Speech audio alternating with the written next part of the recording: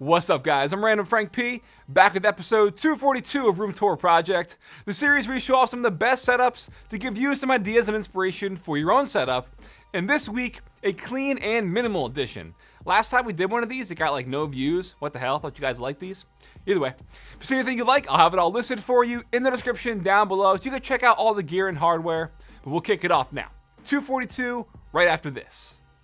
This video is sponsored by Asus and the ROG Falchion wireless 65% mechanical keyboard, featuring some really cool additions like a matching keyboard cover and dust tray to keep it protected, a touch-sensitive side panel on the left side of the keyboard for volume control, media playback. It's all completely programmable, offering of cherry switches, and boasts a 450-hour battery life. If you're in the market for a new 65% wireless mechanical keyboard, they got you covered. I'll have a link for you in the description down below.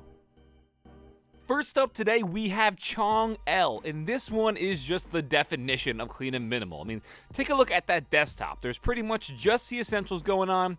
Yeah, a few extra cables you can see dangling around, but that's okay, you know? I mean, if anything, at least they're white so it matches the desk and the wall, so it kind of blends in. So for his display, that mammoth is an LG 38-inch ultra-wide monitor, super sleek, love the way it looks, and a great complementary wallpaper as well. And as you can see here, hanging off the side of the desk is his headphones, the Sony 1000 XM3.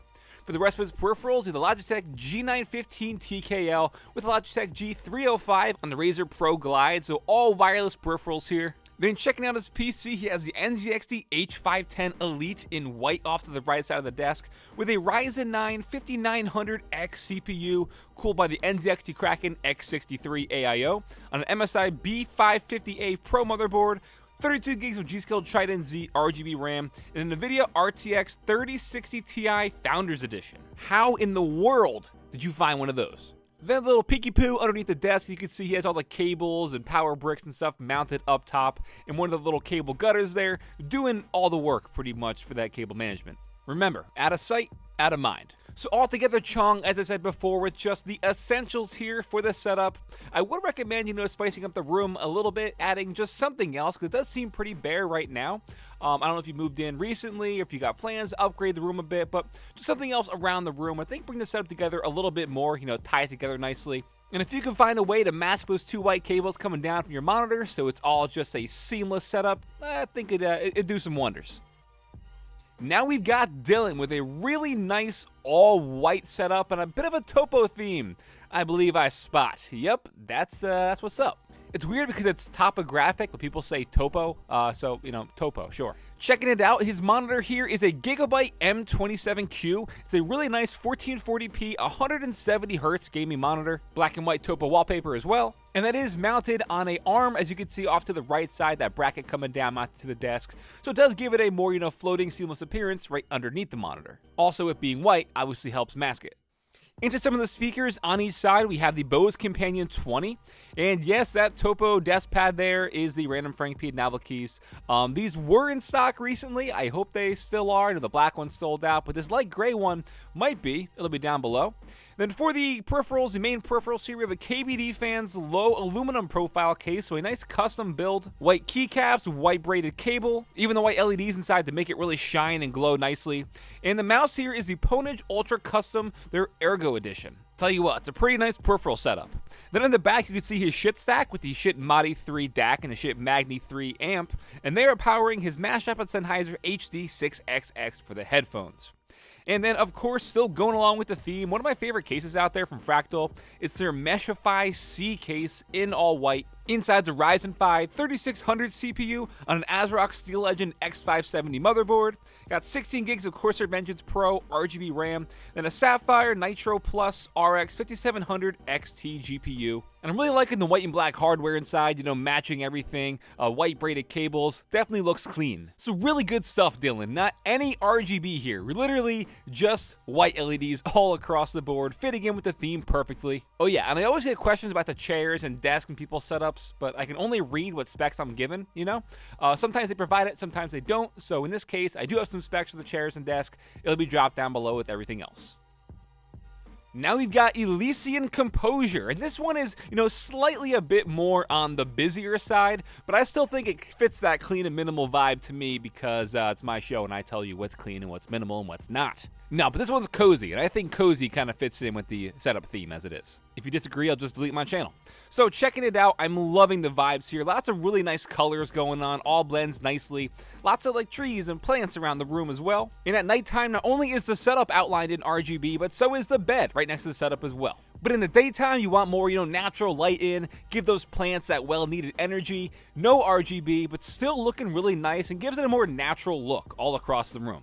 So checking it out for his display, he's rocking an Acer Predator X34P. It's their 100Hz ultra-wide monitor. Really digging whatever that mountain graphic is that he has mounted above the monitor. And even those geometric and angular lines in the wallpaper itself just naturally, leads your eyes more towards the setup. So good job matching that visually. And he sneakily has this on an arm bracket as well, because you can see right behind that right speaker is where the bracket comes down onto the desk. So another good job at hiding that. We're 3 for 3. Then down to his peripherals, he has a Royal Kludge RK68 wireless keyboard, and the mouse is a Logitech MX Master 3. In addition to his Apple iPad Pro, it's their 12.9-inch model, and the speakers in the back are the Klipsch Pro Media 2.1. And then also hanging off on the side of the desk for his gaming headset, the Razer Black Shark V2. Definitely a good choice.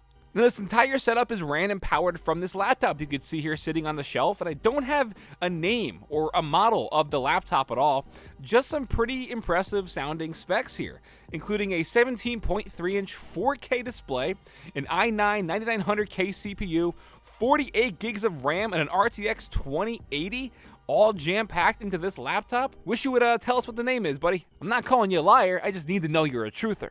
But man, just take a look at this shot. And this just, wraps up this room perfectly because it's just super cozy, earthy. Love the blues and the oranges mixing together nicely, all the plants around. Gotta give it to Elysian Composer. This one is really, really nice.